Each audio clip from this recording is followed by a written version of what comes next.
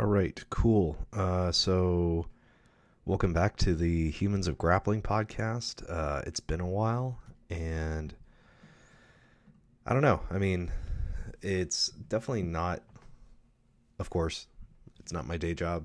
It's not a priority. I can only really handle three things: is uh, my relationship with my wife, my job, and jiu-jitsu. Like those are the three things that I can like reliably juggle, and everything will be okay. But yeah, anything on top of that is, I don't know, a little suspect. So, anyways, I think I'm just gonna do like, I don't know, maybe it's a weekly show and it's just me talking for 30 minutes or so, and every so often we'll have guests because like coordinating with guests is really hard, and like yes, in-person podcasts are much better, um, but it's hard to coordinate with times and whatever. I don't know. I'm just also just kind of lazy. I just don't want to. I don't know. This is a hobby. This is a side project. It's not a focus, but I do want to put my ideas out there. I think it's just easiest to just kind of talk and let it let things play out, um, rather than writing is another way I get things out. And the entire reason why I'm doing this is right now is because I'm bored. Is because I'm out of jiu-jitsu for a little bit. Like I came back from, so we were in France for a month, France and Italy for a month. Came back last week, trained 6 days in a row, and of course I get like, and I was like still like jet lagged, and I wasn't getting great sleep, and I got sick. Um, and so I'm recovering from that now, and I also have like a little like kind of rash on my chin, so that's why I shaved. And yeah, so I get like a double whammy right when I come back from a month break of training. So yeah, that's great. But anyways, that's this is when I usually have uh, just this desire to create, because jiu-jitsu is my primary method of creation and my primary hobby of creation, I guess. And when I don't do it, I have this gap. I have this time in the morning that I'm awake, but I'm not doing anything with it. So, yeah, I'll probably shoot for like 30 minutes for this episode here because I have a meeting at 9. But yeah, I just kind of wanted to recap where the fuck I've been and uh, let everybody know that, hey, this I may like reboot this in like a different way in terms of like Humans of Grappling is still a catchy title, but it may just be me like talking more or less weekly or so, because I know I can carve out uh, 30 minutes a week, like that's easy. And then low production quality like this, I'm just recording on my webcam. If you guys even like will want to watch this, because it's not super interesting, it's just me in my office. But um yeah, it's just me, microphone, and it's just easy upload. I'm not going to edit this at all. So um yeah, I just wanted to kind of talk about things I've been thinking about. I think that's, I don't know, the best way for me to digest them, crystallize them, summarize them, uh, is to have to talk about them. Like have to be able to try to teach it or relay what I've learned. Um, is a great way to learn it better for myself. So just kind of what the month off in France and Italy was like. Um, it's interesting that, weekdays, like the days of the week, are a construct, it seems like. Because I had no idea what the day of the week was for most of the trip. Like the days just kind of bled together. And I think that's the length of time that everyone needs to take off, is a month or at least 2 weeks in a row.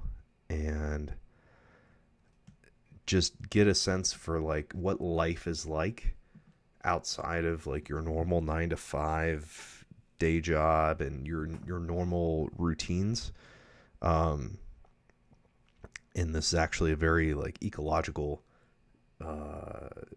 type of idea, is that it's I forget the actual term. Yeah, I don't know. It's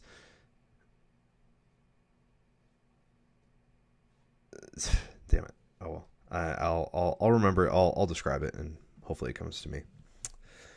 It's something like interference. Like it's a pattern interrupt. It's like like since everything's in terms of social media now, it's a pattern interrupt. So it's when you scroll your feed and you see something different than what you're used to seeing, and that makes you pay attention to it, right?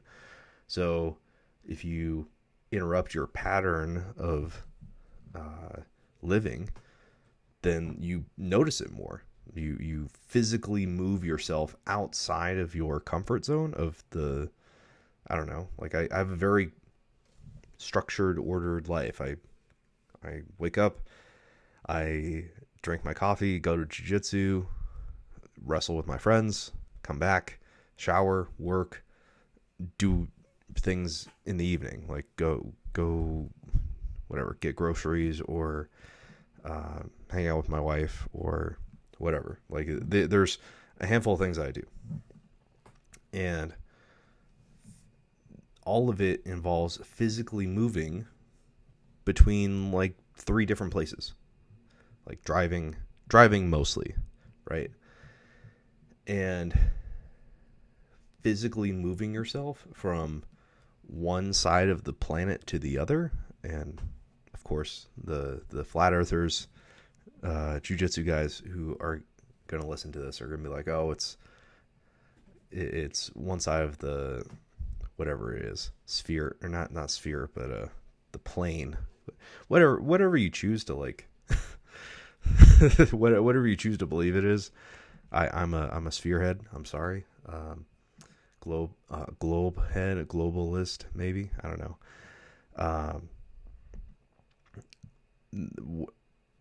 Physically moving yourself, like we're meant to like experience things in ourselves, right? Like we that's all we have. That's a very ecological dynamics thing, is like it's you and your environment, and all you have is like you interacting with stuff. That's all there is.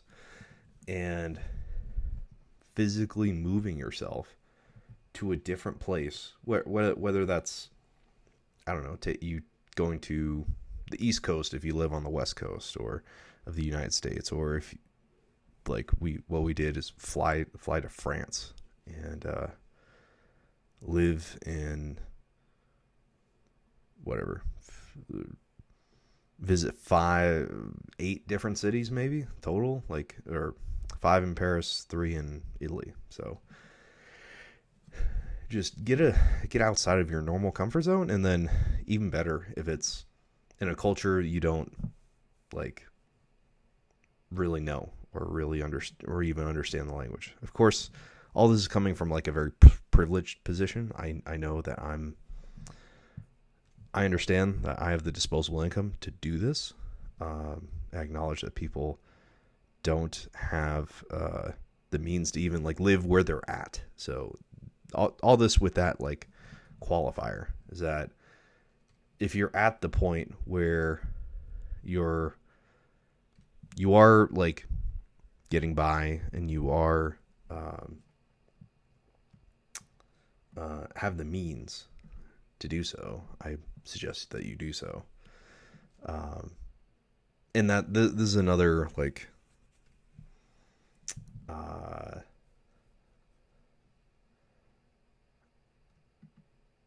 the rich get richer kind of thing. It's like the if you have the means to broaden your horizons and expand your consciousness, there's more you can make more connections between different things, and you can now like things compile on top of each other. Things like things exponentially grow. There's certain things that just curve up and to the right, and this is one of them. Is the more experience you have outside of your normal everyday 9 to 5 grind or whatever you do,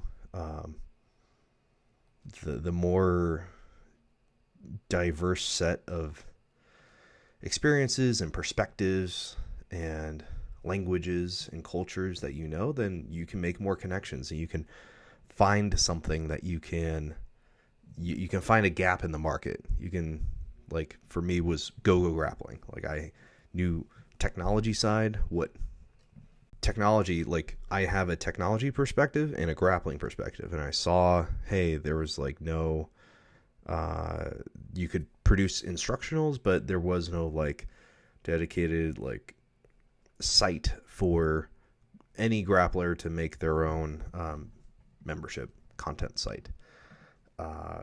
So I made Go Grappling, and I mean, of course we had to shut it down because it wasn't an actual need, or it was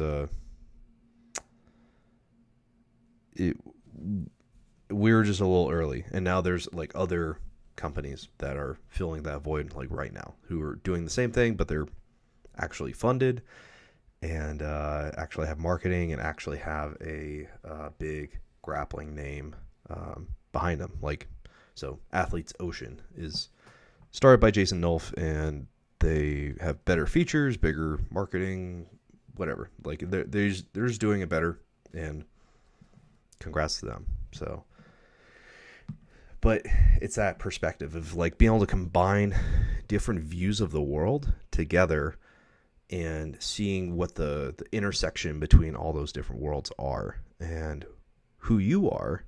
This isn't a unique idea to me. Like I've read this multiple different places where it's like you are the intersection of all the different experiences you've had. You are the intersection of all the different perspectives you hold, and you're the expert of you, right? Like your job, you are the perfect candidate for your own, like being your own person, being your own content creator or whatever, right? So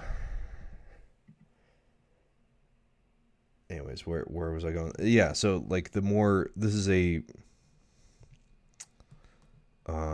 power law dynamics type of thing, where if you get a foothold in society and you can like start making things compounding interest, compounding experiences, compounding even though we have linear time, right? Like we have 24 hours in the day. Everyone has the same, quote unquote, the same 24 hours in the day, even though we don't.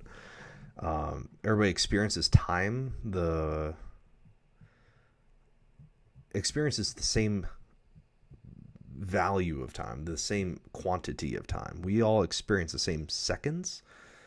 But what we do with those seconds differentiates. And again, like people don't have the same 24 hours in the day. Like somebody with more responsibilities, they have much more limited time than somebody who is just smoking weed on somebody's couch and is bumming and being a jiu-jitsu bum and wants to be a world champion, but they're not doing anything else, right? Like they're all their chips are in jiu-jitsu and becoming a world champion, or somebody who's diversified, who has a bunch of different interests, and they have a lot of different bets in a lot of different places. Like that's sort of my perspective, or like my views. Like I have, like, I went to college. I didn't go all in on grappling even though I kind of wanted to,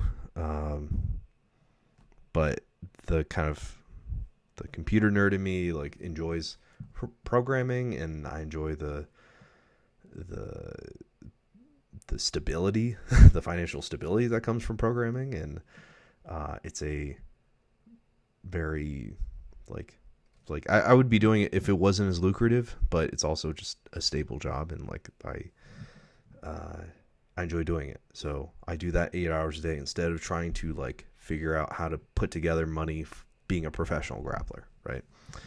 And so Go Grappling kind of got spun out of that. Is like, oh, how do I help people make a professional living out of grappling? But it seems like there's more opportunities for people doing that. So, so how I'm like why I'm jumping around is like I'm intentionally showing like this this aspect of ecological training or ecological perspective, ecological dynamics, is that if you really know something, you can just jump around and just kind of go from here to there. Like there isn't like a set script, right? You don't have to, even though like people will be able to understand you better if like things start from A and go to B and then go to C, D, E, F, etc. I find that it's, at least with conversations, it's interesting because people jump around. People ask this question, then they respond with this answer, which leads the other person to ask another question. To like, it's non-linear. There isn't that flow of going back and forth and freely going between all these different topics. Is like one aspect or one skill of really knowing something, and you being able to interact with the knowledge or your, I would argue, just the skill of talking about something and be able to go in at any different point and talk about it. That shows mastery of that. But it's also another skill to put together a coherent story that goes from A to Z and walks you through step by step of what is happening. But that's the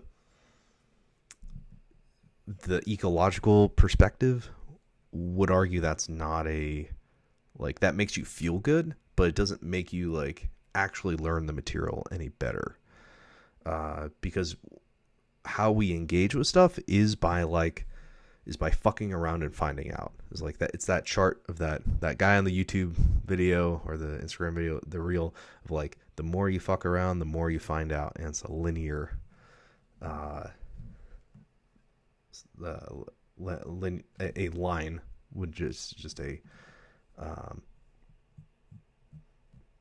scale of 1 or whatever, right? So a 1-to-1 ratio of fucking around and finding out. So that's all of learning, is how do you make it your own? How do you internalize it? And this book that I read by Rob Gray, I've read a couple of his books now. The first one is How We Learn to Move, and the other book, I don't have the title in front of me, but it's a little bit more technical, and you probably should read the first book first in order to like get what he's saying.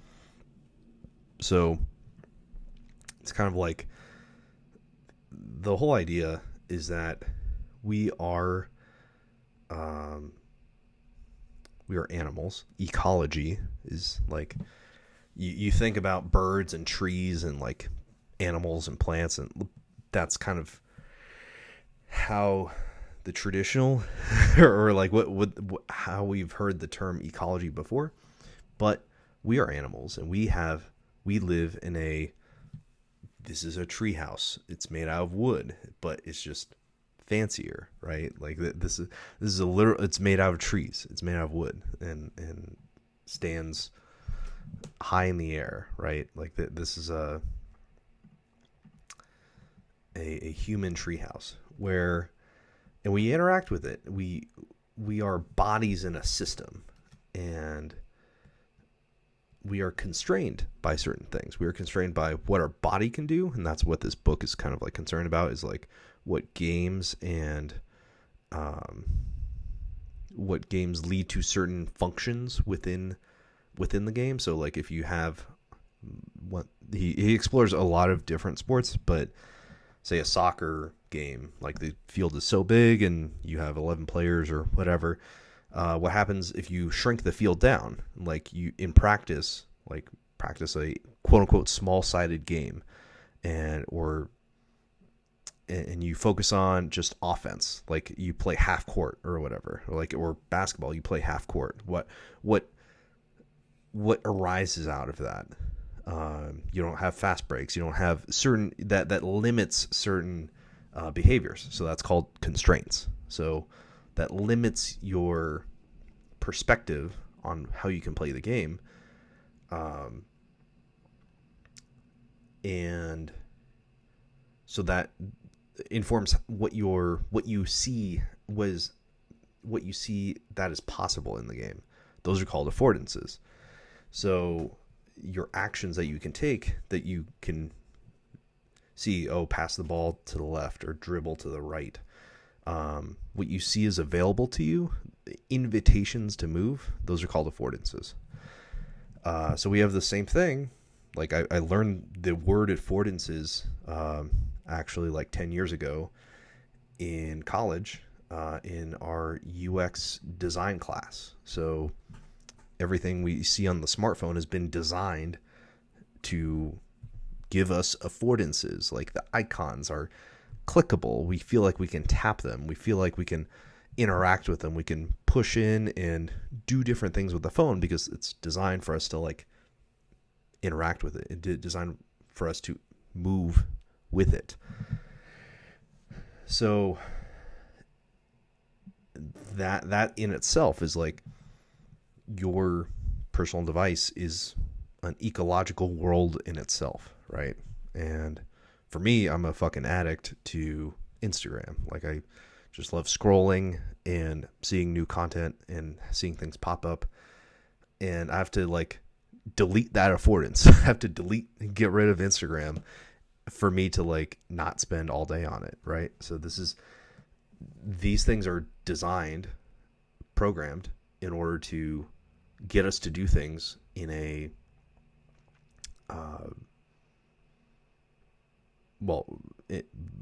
in a very addictive type of way. Like that's the same thing. Like Instagram Reels, what does that look like? Like slot machine reels. We're designed to like anticipate, and the whole idea of like we're the spaced repetition. Like we love it when things aren't like a constant positive. Like sometimes it's positive, sometimes it's negative, sometimes we're not rewarded all the time, but it's that space between the reward and the next reward. And if it's variable, like that gets us hooked. Like the psychology studies have confirmed this all over. So anyways, so that's all that's like related to this ecological approach of like, hey, how do we, this perspective of the world, of that we are all we can tell, or let's just analyze from ourselves, and everything else is our environment, including other people. So for grappling, the other person, like if you're grappling with them, has affordances. You see a way to guard pass. You see, I'm going to knee cut to the left, or Toriando to the right, or, their head is low, I'm going to guillotine, or I'm going to snap them down, or I'm going to take their back. Like you see all these different invitations to these different pathways to move. So for me, and I actually have started reading this third kind of ecological dynamics book. It's called The Constraints-Led Approach, and it's like more of a textbook. and it's like more technical. But like within the first few pages, it was like they call this a grand unified theory of learning. And I called it that before I even like read the book. And like this just makes sense to me as a way to learn about everything in the world. So being able to like jump around and fuck around with different things, and this is how I learn programming, is like I can't. Yes, it's nice to learn like the baseline rules of the game, but I have to be able to interact with it and understand what's going on and like see cause and effect. Rob Gray has his own podcast called the Perception Action Podcast. So you perceive by acting. You learn by doing. That's the Cal Poly motto, that my alma mater, the college I went to. They say learn by doing. So perceive by acting. Perception action coupling is a key concept in this like ecological approach. Is that I gotta go to a meeting soon, but I think I'll just continue recording these different things. I'll put them all together and upload them. So okay. Sorry for the non-linear, kind of scatterbrained first episode here, or first episode back off of hiatus. I just have a lot of things that I want to talk about, and have read a lot of things that I am excited about. So I kind of left off the last part about perception action coupling and different kind of concepts within the ecological dynamics, ecological approach, whatever you want to call it. And the way I was talking about constraints within games. So like changing the different constraints of, say, traditional games like soccer and basketball and whatever. So we kind of have shadows of this in Jiu-Jitsu as well, and we kind of have toy versions of this. We have situational sparring. The traditional approach of Jiu-Jitsu has the most useful thing it's produced is situational sparring. I don't think drilling moves is all that helpful. I've always been kind of an anti-driller, and early anti-drillers like Kit Dale kind of also have influenced me in that way as well.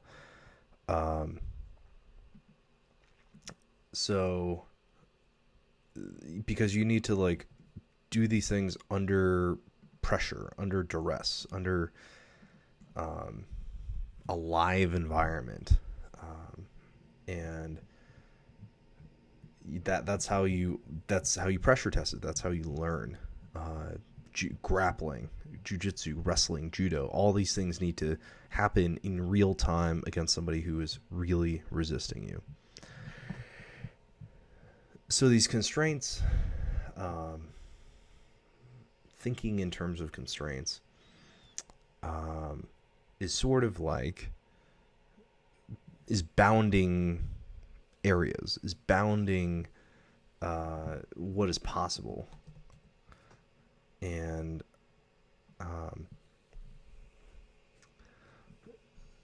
our whole world is like this. Like my house is bounded by the four walls or so. Like each room is bounded by four walls and a ceiling and a floor, right? Like I'm in a box right now. And so are our actions, and so like that's our environment, and that's what I can act and interact with. Like I have posters and stuff behind me, and I can look at them, and each one has its own like gradient of affordance to it. Like, which one do I want to look at? I don't know, whatever one that pops out, that speaks to me, that pops out to me right now. Like you might be looking over my shoulder and seeing my football jersey in the back, or you might see Adventure Time, or you might see Star Wars, or you might like whatever one that you notice first, or you might see my California license plate, like whatever pops out to you, that is what you're tending toward. That's it. You're accepting the invitation to the affordance. So invitations are affordances. Rob Gray kind of makes this analogy of affordances are pink envelopes, hot pink envelopes in a sea of like white envelopes. So you get a big bag of mail, and you see a hot pink envelope for invitation to a dinner or a wedding or whatever, right? Like that sticks out to you. So certain things stick out to us as, hey, we should interact with this, or we should at least consider interacting with this.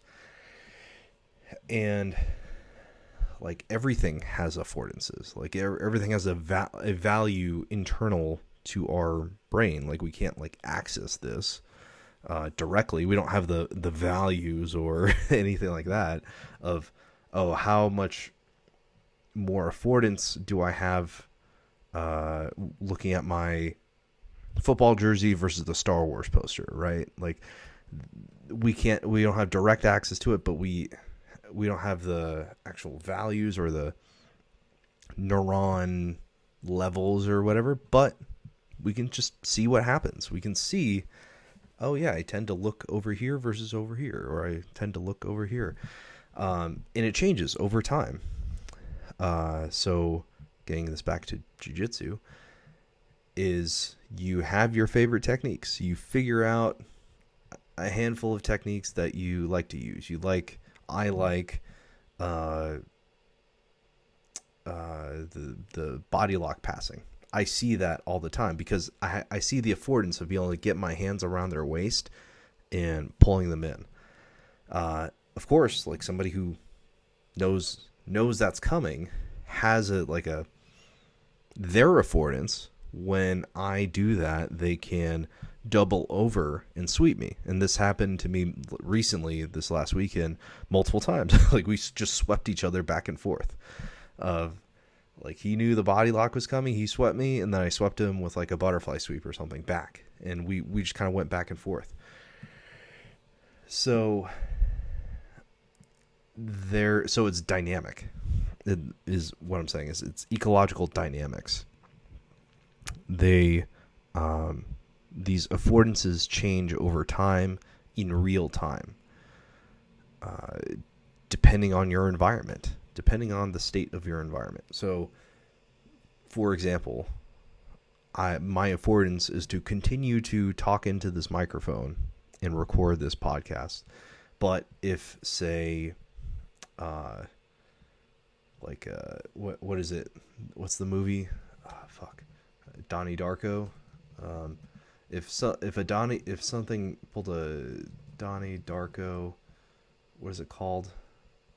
I think that's just the name of the movie.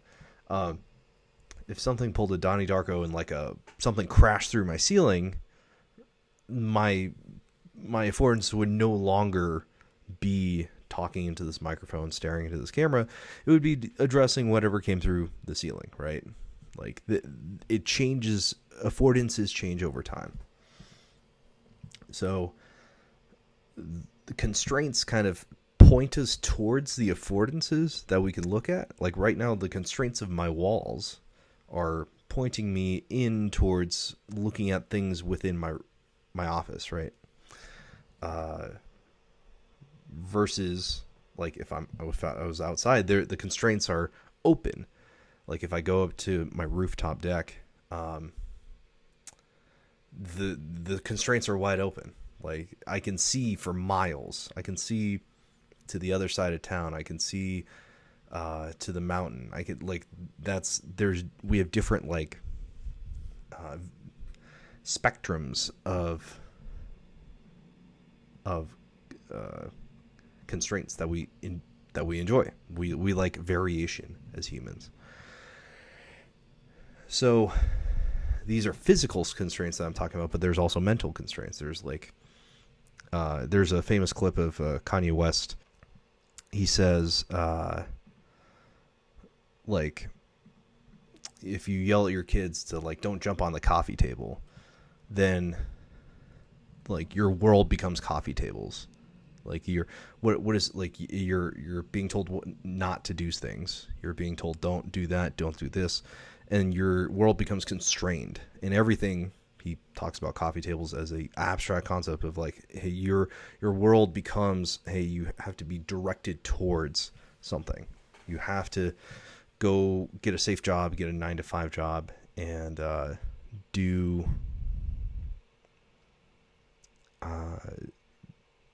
all these things. You have to fall in line and do X, Y, and Z because your parents told you to, or whatever. Like, so I think that's a very like visual way of saying, hey, all these things are coffee tables. So like there's coffee tables in your life that you're not supposed to jump on, you're not supposed to touch, or you're not supposed to like break through these things. You have to like kind of be funneled towards something.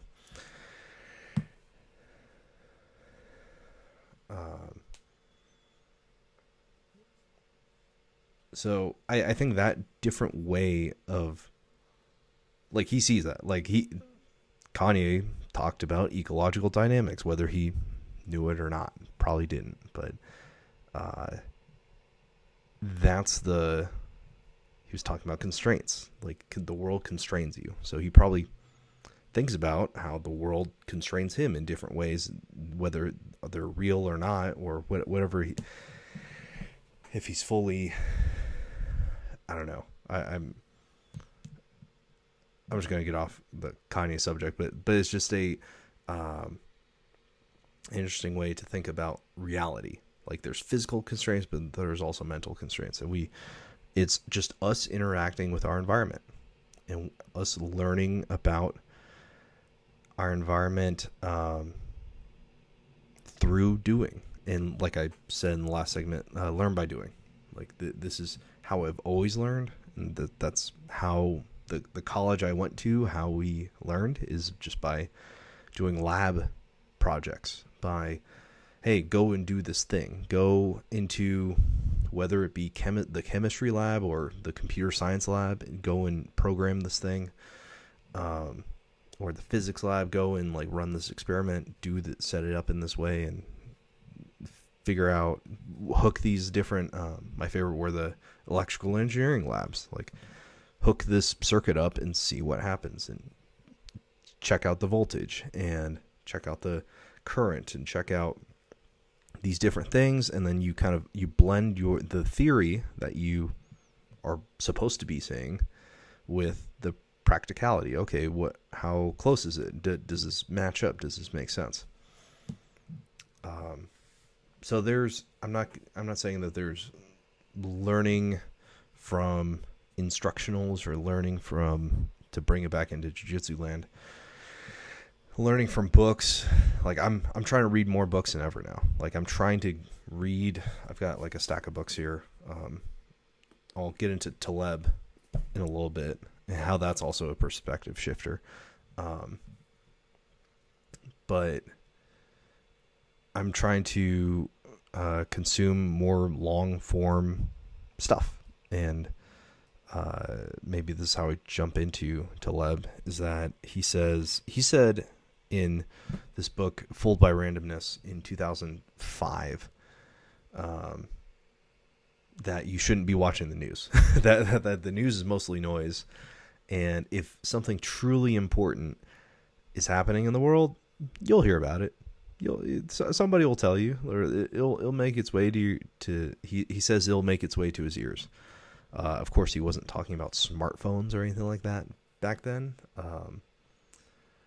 But he's totally right. It's like Instagram is just news. It's all noise versus Signal. Signal is like actually useful information that you can perceive and act upon, that you can like mess around with, that you can like actually get to something useful. Versus like noise is like, this is like signal processing and whatnot, and statistics, and they use these terms, signal and noise. But that sounds an awful lot like affordances. Like, things have high affordances, but are they useful affordances? And that's how we can set our constraints. So, like, for me, Instagram has a high affordance. Like, I want to go there and scroll through all the colorful images and the reels and the whatever, but it's low signal, right? It's high noise. Same thing with the news, or same thing with just whatever other media you consume on a daily basis. It's probably not that important. Like, it's just something that we were told as kids, hey, this is important to, like, read the news or whatever. And of course this sounds like a right-wing talking point or whatever, the fake news media or whatever. But yes, it's important to some degree to, like, understand in real time what's going on, but you don't have to be glued to it. You don't have to, like, if it's something really important, it'll come to you, right? It'll find its way somehow. But you should instead, like, be putting your time and effort into things that have long-term value, that have proven themselves as long-term valuable sources of information, like books. Like I have 6, entirely too many books on my desk that I'm reading through a little bit by bit. But I did read, I did finish a couple books over the vacation just because I wanted to, like, extract that information. I wanted to extract that long form information, not like, and actually, like, sit with it and marinate in it, versus like these fleeting memes. Like, you swipe and you think about a meme for like 10 seconds and you swipe away and you go to the next one, like, it's a constant, like, fire hose of all of these different ideas, and you don't really sit with them and think. If you read a book, the affordance is to continue on the author's train of thought and to really sit with whatever they're talking about. And they take you through a path of how they're thinking. So it allows you to really sit with the ideas, and, like, it's a to put it in social media terms, it's a long comment thread, basically, but it's a one-sided comment thread of just this person laying out their argument pro or against something. And you really get to see what that person is like by their writing. So in this book by Nassim Taleb, Fooled by Randomness, he kind of brings up that most of our lives are more random than we think. That what we may perceive as skill may just be kind of random outcomes. The things beyond our control happen, and they just so happen to break in our way. So, of course, his example, he was or still is a trader, so like a market derivatives trader, makes money from stock market and other things like that. So he says, yeah, like, anybody could be, like, lucky in the stock market. Anybody can buy and sell things, and given that enough times, given, say, like a monkeys on a typewriter, if one particular monkey bangs out a Shakespeare poem, then you would assume that, that monkey is, like, special, and you would wait for the monkey to, like, bang out the next Shakespeare play or whatever, and you would be waiting for a long time after that. Like, there's segments where luck, there's periods of time where, like, you can mistake luck for skill, and given long enough time frame, you can, a longer time frame, you can see, hey, he wasn't just lucky, or he was just lucky during that period. So this is the problem with a lot of a lot of things. And he contrasts that, like traders, like you can see anybody can get rich really quick given a short enough time span. You only look at like a year of a trader's history, and he made a bunch of money within 1 year, but then all the other years he like lost his shirt, right? Versus a dentist, like he uses this example in the book. A dentist like doesn't get there by chance. He doesn't graduate school and drill teeth by chance. Like there's like a long process for becoming a dentist, and a lot of like qualifiers along the way, a lot of like tests along the way to see if this guy's really good or not, like rubbing up against actual reality,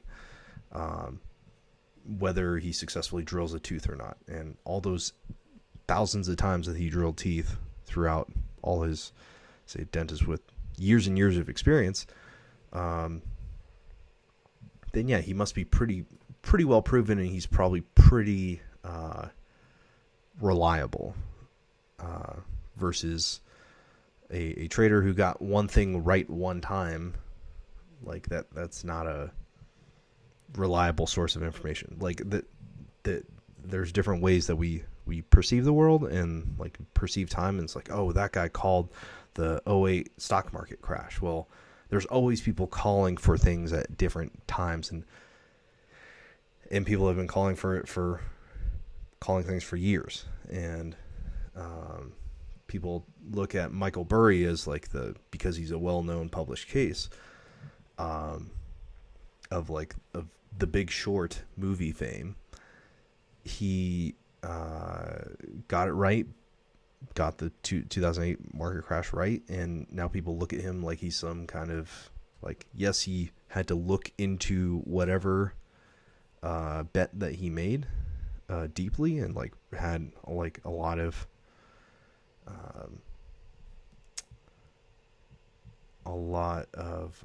conviction in it, but there was probably also like many other people who like bet against him at the same time. And he's called many other like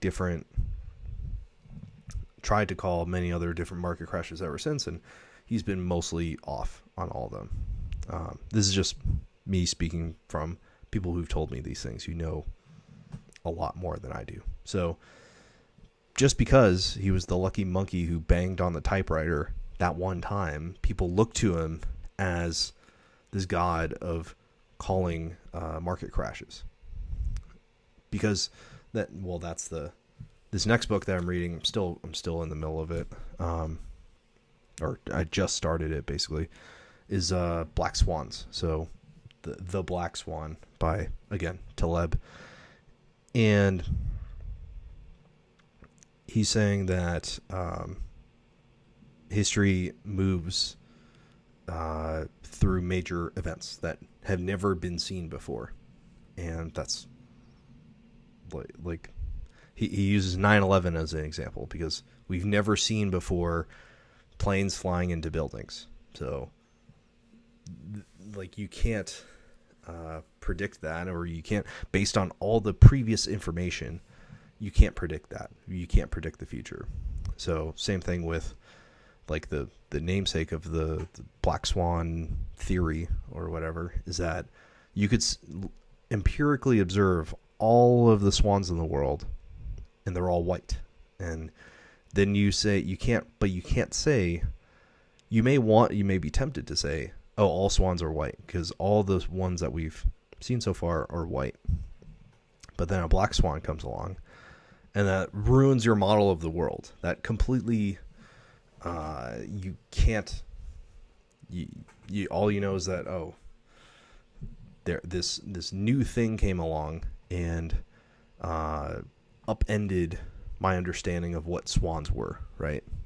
So you can empirically see, hey, this thing has always been this way or will always be this way, just because I've seen it always be this way. And for certain things, it's like, Really? Or is it really going to be that?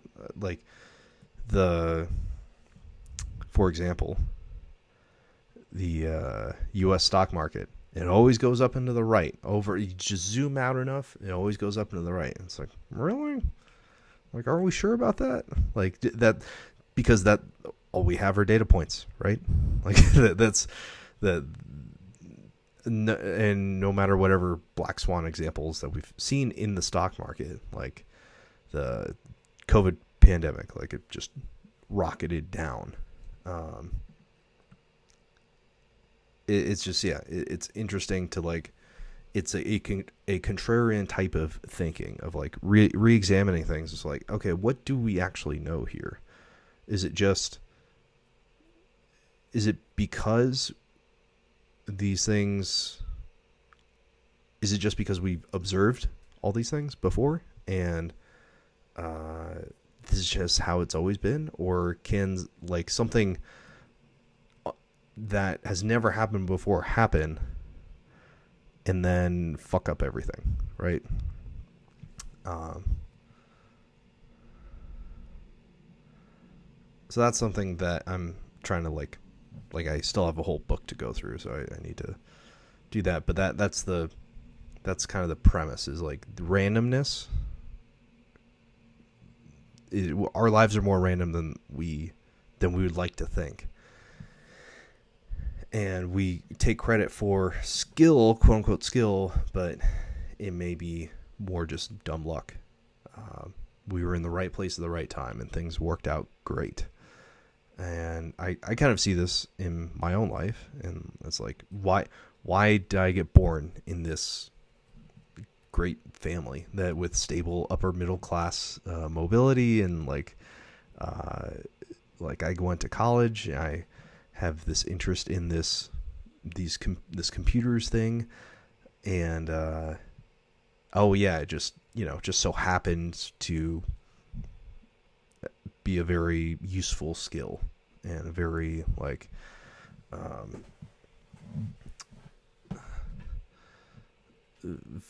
very supportive whatever career, a very, very lucrative career, right? Like it's hard. Don't get me wrong. Like, I'm not, like, discounting the work aspect and the but at the same time, like, how were my neurons wired in such a way that I kept going down this path, like the affordance of continuing down this path of programming. I get this, like, twisted little, like, joy of when I figure out something, right? Like that's the dopamine hit of, like, oh, I figured out this bug, what was wrong with this line of code or whatever, and it's just like, boom, like that makes me want to continue to do it. Same thing with, like, jiu-jitsu, right? Like, you have to kind of enjoy getting your ass kicked in order to continue coming for 6 months before you get your first tap, right? Before you do anything to somebody else, you are getting just beaten up. And you have to kind of enjoy that. You kind of have to enjoy the process of getting beat up, and the process of learning, which is learning, right? Would like, of course, I say beat up, but, like, you're figuring out all the different ways that somebody can isolate your arm or your neck or your leg and take it home with them. And you have to defend against that. And if you don't know that, then you tap, right? Or if it's completely unaware, you tap. So, yeah. So anyways, that's why I say this ecological dynamics.